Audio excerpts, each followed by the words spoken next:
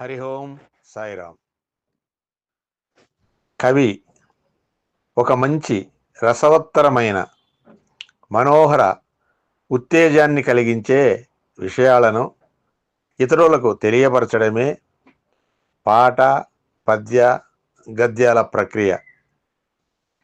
వీటిలో పద్యము ఒక ప్రత్యేక ఒరవడి సాంప్రదాయము కలిగినది అని చెప్పవచ్చును. మన పూర్వీకులు ఈ పద్యాలతోనే మనకెన్నో కొత్త కొత్త విషయాలను అందించారు. పద్యాలకు రాగాలు ఒక మంచి వస్త్రధారణ అలంకారం లాంటిది. ఎంత నిడివి కలిగిన విషయమైనా 4 పాదాలలో క్లుప్తంగా పద్య రూపంలో ఎదుటివారికి తెలిపే ఒక మంచి ఆంధ్ర సంస్కృతి మన పద్యం. మన చుట్టుపక్కల రాష్ట్రాలలో ఈ రచనా వైశిష్యం లేదు, కనరాదు. పొరుగు రాష్ట్ర కవులు మన తెలుగు భాషను ఎంతో సుందరమైనదని పొగిడినారు. రాయల కాలంలో మన తెలుగు భాషను ఎంతో ఆదరణ లభించినది. శ్రీకృష్ణదేవరాయలు తెలుగు భాష అభివృద్ధికి 8 మంది కవులను తన ఆస్థానంలో పెంచి పోషించినారు. ఆ తెలుగు భాష ఇప్పుడు ఆంధ్రాలో వాటర్ తాగుతారా అనే స్థాయికి పడిపోయి కనుమరుగుతున్నది.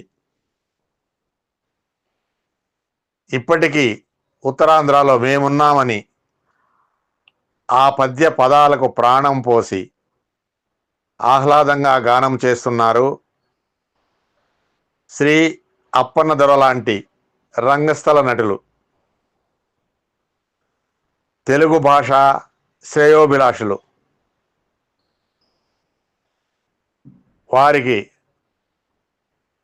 మనస్ఫూర్తిగా అభినందనలు తెలుపుతూ శ్రీమన్నారాయణుడు ఆయురారోగ్య సంపదలు ప్రసాదించాలని మనసారా కోరుతున్నాను. హరి ఓం సాయిరామ్. రచన రామకృష్ణరాజు గారు, బెంగుళూరు. గానము అప్పన్నదొర గారు, శ్రీకాకుళం. పద్యము తెలుగు భాషా భూమికలో, పద్యము తెలుగు భాషా భూమికలో సేద్యపు నాగలిగా పదములం పండించే, పద్యము తెలుగు భాషా గర్వకారణంబై, పద్యము తెలుగు భాషా గర్వకారణంబై ఆంధ్రవాంగ్మయమును ఉద్ధరించే, పద్యము కవుల రసరమ్య గీతికలై, పద్యము కవుల రసరమ్య గీతికలై సరస సల్లాపమున ఉర్రూతలూగిల్చే.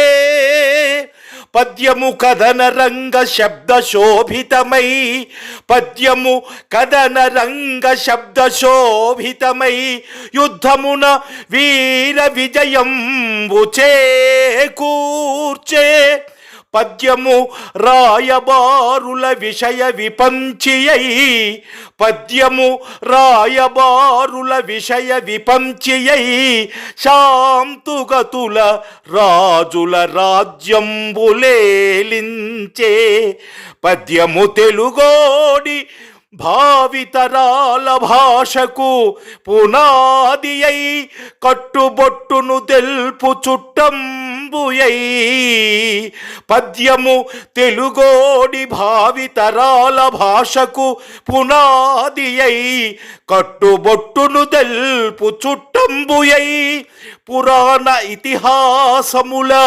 మహిమదల్ప, పురాణ ఇతిహాసముల మహిమదల్ప తెలుగు కూనలకు కోమల విద్యనందించే, తెలుగు కూనలకు కోమల విద్యనందించే శ్రీ సిరిడి సాయీశ్వరా,